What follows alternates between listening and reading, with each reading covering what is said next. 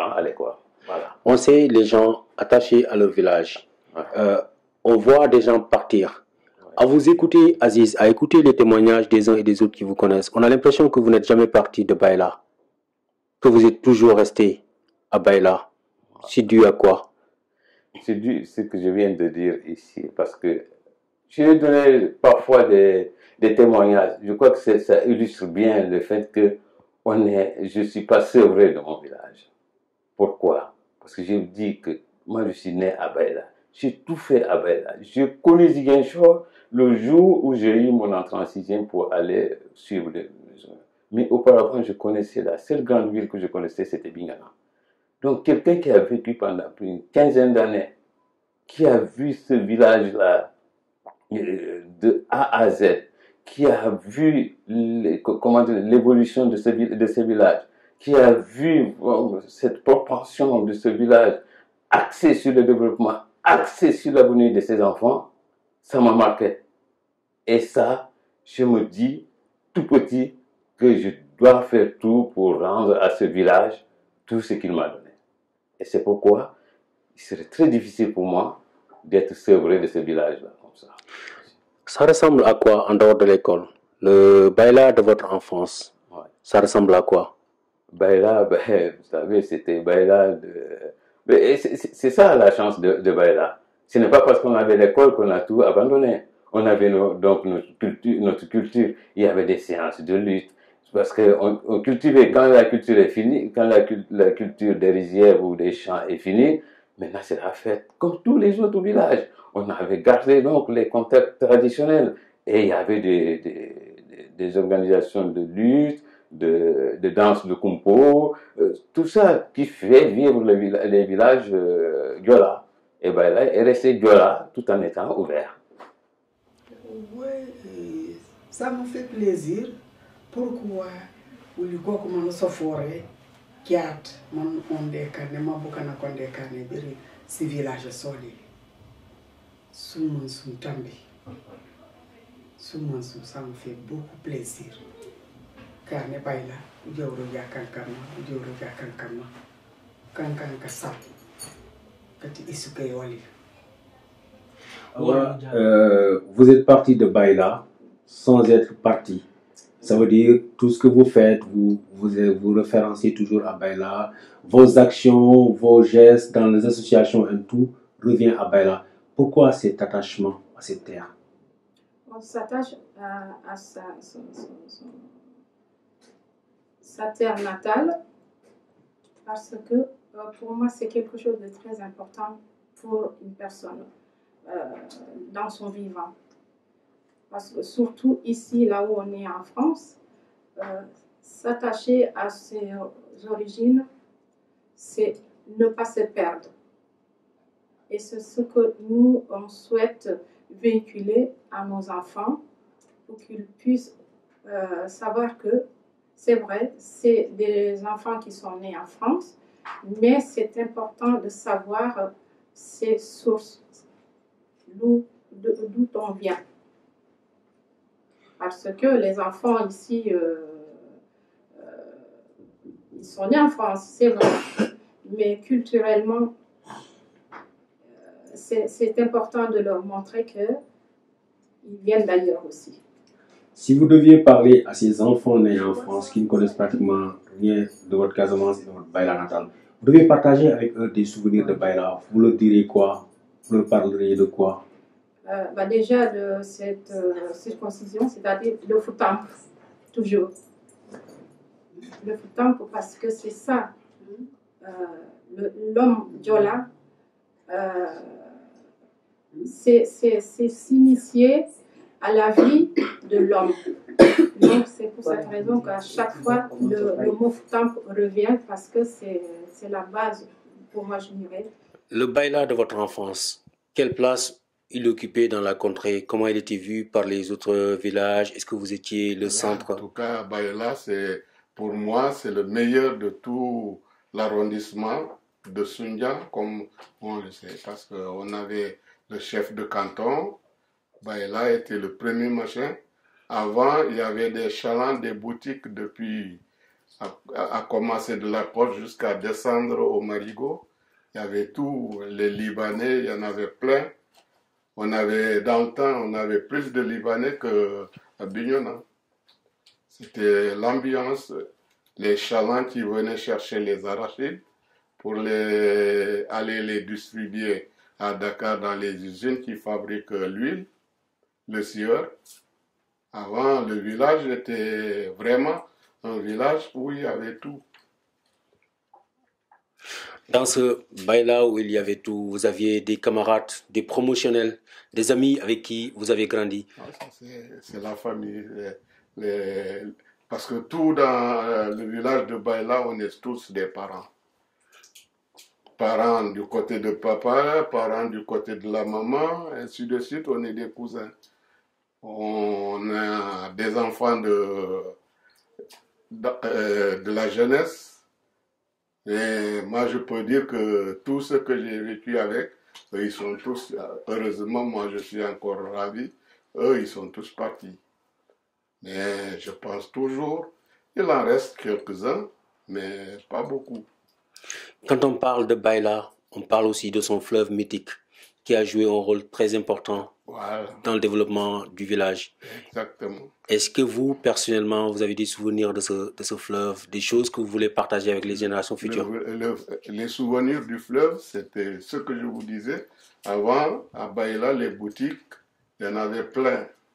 Parce que tous les arachides qui contiennent dans l'arrondissement qu'on dit aujourd'hui l'arrondissement de Sindia, tous les arachides venaient passer par Baïla. Alors il y avait de l'ambiance. Les boutiques, il y en avait avant les boutiques, tout le long du fleuve, de la route qui va vers Djouloulou. Les chalands venaient récupérer les arachides et les villageois amenaient tous leurs arachides pour les vendre à Baïla.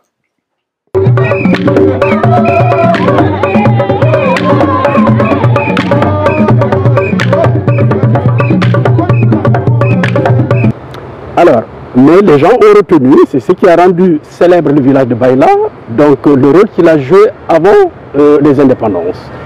Après les indépendances, il y a eu un temps de flottement et nous avons aussi marqué une autre étape avec ce qu'on a appelé la coopération décentralisée, qui n'en était pas une parce que ce n'était pas une coopération formelle.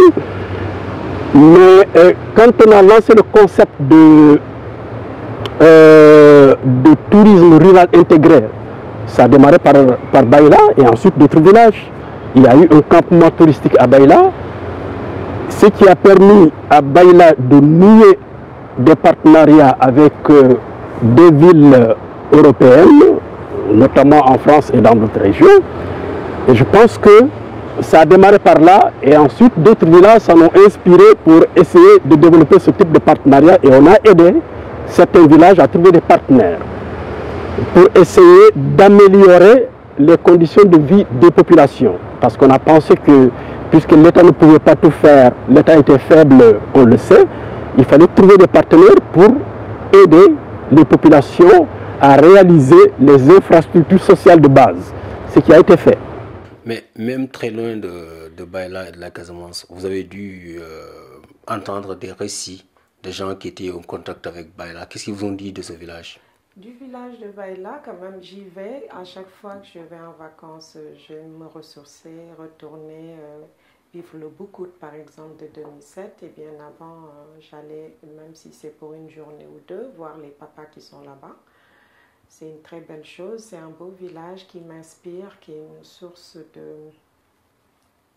d'une identité culturelle de la personne, parce que même si on grandit ailleurs autre que son village natal, y aller se ressourcer, c'est toujours bien pour se connaître, pour se reconnaître en fait en tant que personne originaire d'eux.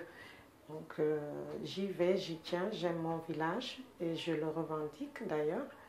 J'aime dire que je suis de Baïla parce qu'il faut être fier de ce que l'on est, même si côté éducation, moi je ne connaissais rien de Baïla, mais aujourd'hui J'ai mes marques, je connais quelques familles, ma famille qui est là-bas, les oncles, les cousines qui sont là-bas. Et voilà. Votre rencontre avec Baïla, pour un enfant qui a grandi dans une grande ville, quel a été le contact? Ça a été un choc? Ça a été quelque chose qui vous a fasciné? Avez-vous vu des choses dont on vous parliez? Tout à fait. J'ai été très fascinée d'aller au champ, apprendre comment on cultivait l'arachide. Ça, j'ai des souvenirs. Et je me rappelle que j'aimais jouer au niveau des citronniers, cueillir les citrons avec les petits du village, les cousins que maintenant que je ne me rappelle plus, mais je sais que j'ai des souvenirs de ça.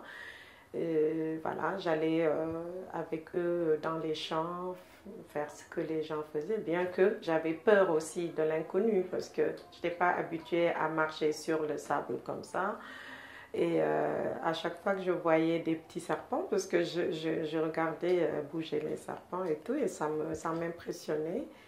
Et l'insouciance de l'enfant faisait que je m'approchais. On me disait que ça ne mordait pas, ce n'est pas des serpents venimeux. Donc j'osais quand même faire comme les autres, par exemple, voir un petit serpent et sauter tout de suite pour jouer avec. Donc ça, c'est l'insouciance vraiment de l'enfant. L'insouciance du danger, mais on était là et puis ça m'impressionnait. Les fruits aussi m'impressionnaient, ce qu'on appelle les Madagascar. Je les voyais pour la première fois de visu comme ça sur l'arbre et j'avais l'envie d'aller les cueillir comme les autres enfants. Donc ça, c'est vraiment des souvenirs du village et aller puiser dans les puits qui me semblaient bizarres parce que j'ai jamais vu de puits avant et j'aimais aussi faire comme les autres, tant bien que mal j'y arrivais. Voilà, c'est des souvenirs que j'ai gardés du village et de mes amis, des cousins qui sont là-bas, des frères et sœurs.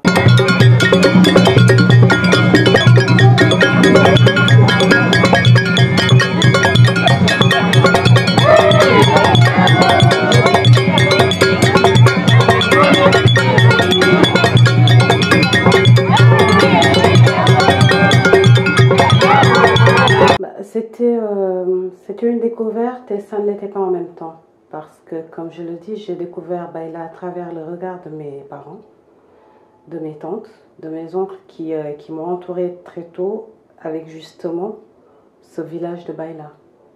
C'est-à-dire Baïla, ils l'ont porté avec eux, comme ceux qui sont là d'ailleurs, chez eux à Thiès.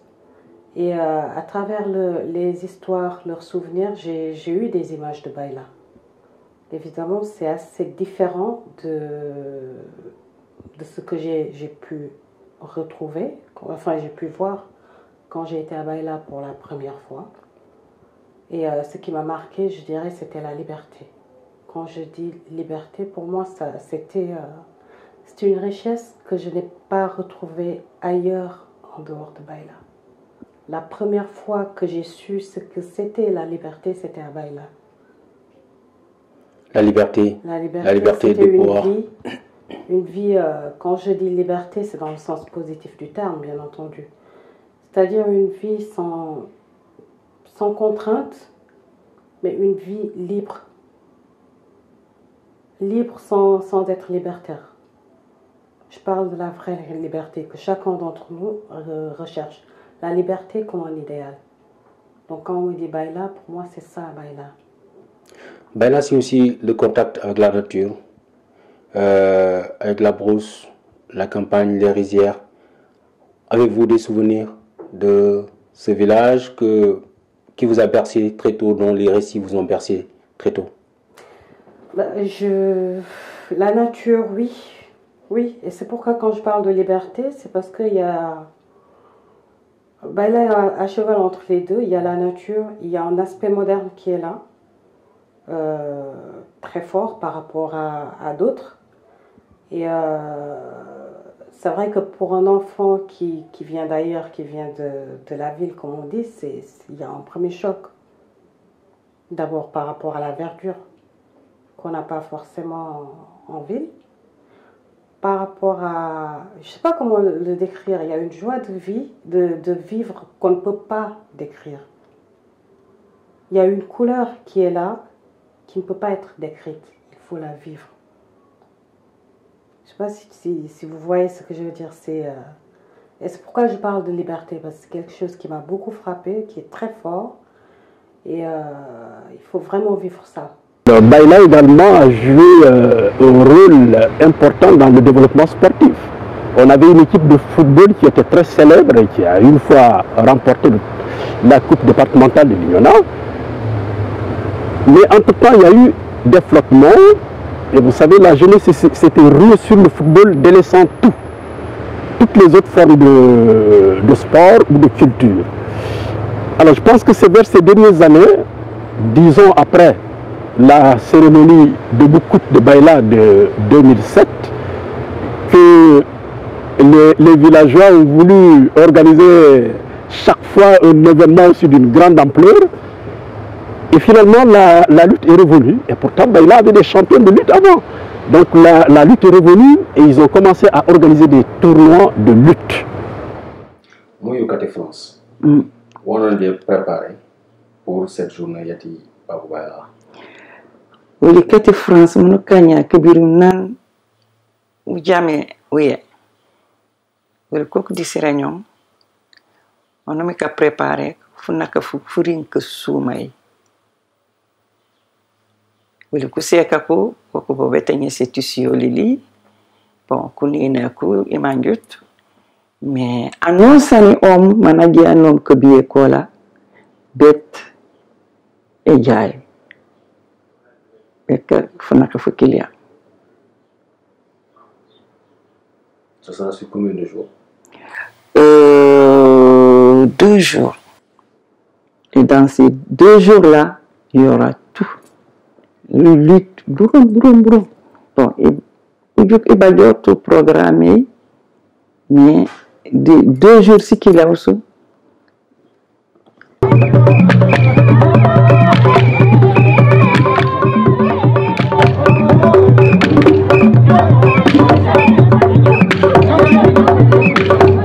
Ça ne m'a pas tombé au village, ça se trouvait que j'ai déjà quitté le village. Je ne sais pas comment ça s'organise exactement, mais les informations que j'ai prises, effectivement, c'est un événement qui à la fois leur génère des ressources, puisqu'ils font tout pour non seulement avoir des parrains qui leur apportent un peu de moyens, mais également avec des entrées payantes. Le choix des parrains, ils ont certainement leurs critères de choix. Il y a eu des parrains qui ont été choisis, mais cette fois-ci, le parrain pour la prochaine édition est un ressortissant de Baïla qui est ici en France, Aziz Diédiou, puisque c'est de lui qu'on parle. Alors, si les critères de choix sont fondés sur le dynamisme de la personne, ce qu'il fait comme activité au niveau du village, je peux dire que peut-être ça ne doit pas être ce qui est déterminant pour le choix de Aziz.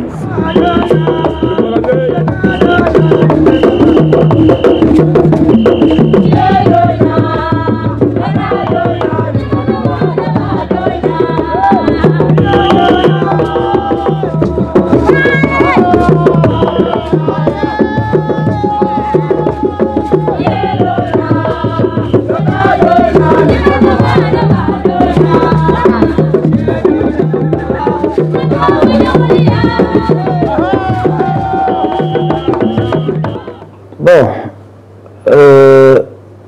je pense que tu s'est dit toujours à l'amour que tout le monde a pour Baïla. Parce que si nous ici, loin de Baïla, malgré cela, on pense Baïla, on vit pour Baïla, et il est de même aussi pour nos parents qui sont sur place, et qui n'ont pas aussi oublié qu'ils ont des enfants à l'étranger, ailleurs. Donc, et nous partageons toujours les mêmes sentiments, les mêmes ambitions, ce qui fait que, donc, je pense qu'il n'y a rien de bizarre qu'eux aussi, ils pensent à nous honorer d'une manière ou d'une autre, quoi. Voilà. Aziz Diédiou, pour ne pas le nommer, a été choisi comme parrain cette année, 2015. Qu'est-ce que cela vous inspire comme commentaire, le choix porté sur cette personne? Eh bien, c'est un bon choix, c'est une bonne chose, parce qu'Aziz, il fait partie des enfants de Baïla. Donc, à notre niveau ici, il a une grande considération. Et je pense qu'aussi au niveau de Baïla, bon, il est bien vu. Donc, s'il y a de tels événements à Baïla, il n'est pas étonnant que qu'on pense à lui aussi pour lui confier ou lui dédier un événement culturel aussi grand que celui qui va arriver. Il a été vraiment merveilleux. Aziz, c'est quelqu'un qui parle pas beaucoup. Tu peux lui dire tout ce que tu veux, mais il va jamais te répondre. Tu peux lui faire du mal, Aziz ne te répondra jamais. J'ai jamais vu Aziz se discuter avec une personne, jamais. Il te dit seulement des bonnes choses, des conseils, des choses qui peuvent vraiment te servir. Quand tu vois quelqu'un qui souffre, s'il peut aider la personne, il aide. Ça, je connais sur Aziz. De Baïla en France. Et puis c'est comme ça que j'ai un petit peu découvert son environnement. Après, quand il s'est marié avec Awa, donc après là j'ai découvert, et on a des enfants qui ont à peu près le même âge, enfin qui ont même le même âge, qui sont très bons amis. Et donc là j'ai plus découvert l'environnement qu'il y avait de toutes les organisations de fêtes, tout ça, qui sont organisées par Aziz, par Awa, ou auxquelles il participait, puisqu'à chaque fois effectivement, soit on venait chez eux, il se passait quelque chose, soit quand on les invitait pour faire des choses, ils étaient occupés pour une activité à droite, une activité à gauche. On a toujours l'impression qu'ils sont engagés pour telle ou telle chose pour la communauté. Donc ils arrêtent pas tous les deux, quoi. De Paris, qui est l'une des plus grandes métropoles du monde, quel a été votre contact avec Baïla? Qu'est-ce que vous avez senti? Quels ont été vos sentiments lors de cette rencontre? Alors comme je disais, moi j'ai rencontré surtout la diaspora en France, donc c'est ça dont je peux parler. Donc moi ce que j'ai remarqué, c'est une très grande solidarité entre les personnes, toujours très bien accueillis quand on va chez les uns, chez les autres, donc ça c'est vraiment très, très agréable. Donc ce serait surtout ça, quoi, la solidarité entre eux pour tout type d'événements, malheureux, heureux. Donc ça c'est assez extraordinaire, assez des fois lourd aussi à porter, puisque ça demande beaucoup d'engagement des uns et des autres. C'est ça qui m'a surtout marqué, puisque je connais un peu le Sénégal, mais je connaissais moins la partie Casamance et Diola. Donc c'est vraiment ça qui m'a frappé chez la communauté Diola que j'ai pu fréquenter ici. Unanimité des témoignages qu'on a recueillis autour de Aziz. Au-delà de votre personne, est-ce que vous avez entendu autour de vous des personnes qui ont été marquées par ce choix, surpris pour certains? Surpris, je pense que surpris, non. Pas mal de gens que j'ai côtoyés ont partagé mon avis. Je pense que tout le monde est content que ça soit lui.